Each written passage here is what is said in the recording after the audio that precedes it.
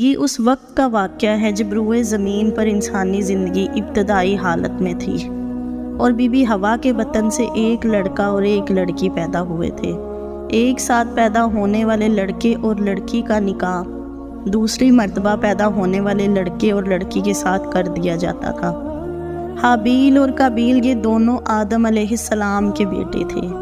جب یہ جوان ہوئے تو دستور کے مطابق آدم علیہ السلام نے قابیل کا نکاح غازہ کے ساتھ جو حابیل کے ساتھ پیدا ہوئی تھی کرنا چاہا، تو قابیل اس بات پر رضامند نہیں ہوا کیونکہ اکلیمہ غازہ کے مقابلے میں زیادہ خوبصورت تھی جو قابیل کے ساتھ پیدا ہوئی تھی۔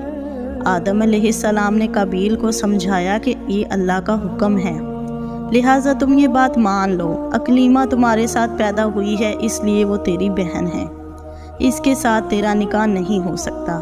مگر قابیل اپنی بات پر اڑا رہا۔ بالآخر